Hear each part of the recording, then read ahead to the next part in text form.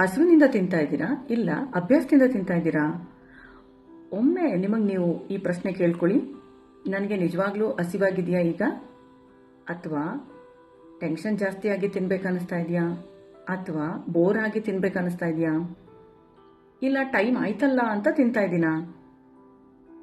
ನಮ್ಮ ದೇಹಕ್ಕೆ ಅಗತ್ಯವಾಗಿರೋಷ್ಟು ಆಹಾರ ಕೊಟ್ಟರೆ ಅದು ನಮಗೆ ಶಕ್ತಿ ಕೊಡುತ್ತೆ. ಅಗತ್ಯಕ್ಕೆ ಮೀರಿ ಆಹಾರ ಕೊಟ್ಟರೆ ಅದು ಫ್ಯಾಟ್ ಮಾಡಿ ಸ್ಟೋರ್ ಮಾಡಿಕೊಳ್ಳುತ್ತೆ.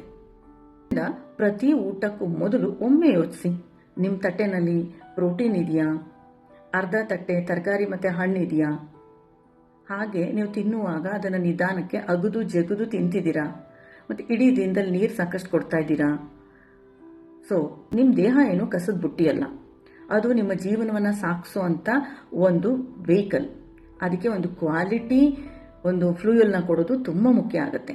ಅದೇ ನಮ್ಮ ಆಹಾರ. ಹಸಿವಿಗಾಗಿ ತಿನ್ನಿ, ಅಭ್ಯಾಸಕ್ಕಲ್ಲ. ಅದ ಆಹಾರ ನಿಮ್ಮ ದೇಹನ ಮಾತ್ರ ಅಲ್ಲ, ನಿಮ್ಮ ಭವಿಷ್ಯವನ್ನೇ ಬದಲಾಯಿಸುತ್ತೆ. ಪ್ರತಿ ಊಟಕ್ಕೂ ಮೊದಲು ನೀವು ಕೇಳ್ಕೊಳ್ಳಿ, ನನಗೆ ನಿಜವಾಗಿಯೂ ಹಸಿವಾಗಿದೆಯಾ?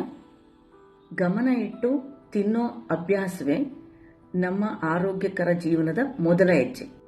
ಸೊ ಫ್ರೆಂಡ್ಸ್, ಆಗಿದ್ರೆ ನಾವು ಪ್ರತಿ ಊಟ ಮಾಡೋದಕ್ಕೂ ಮೊದಲು ಸ್ವಲ್ಪ ಎಚ್ಚರಿಕೆ, ಒಂದು ಆಲೋಚನೆ ನಮ್ಮ ಇಡೀ ಜೀವನದ ಆರೋಗ್ಯಕರ ಜೀವನವನ್ನು ರೂಪಿಸೋದ್ರಲ್ಲಿ ಪಾತ್ರ ಮಾಡುತ್ತೆ.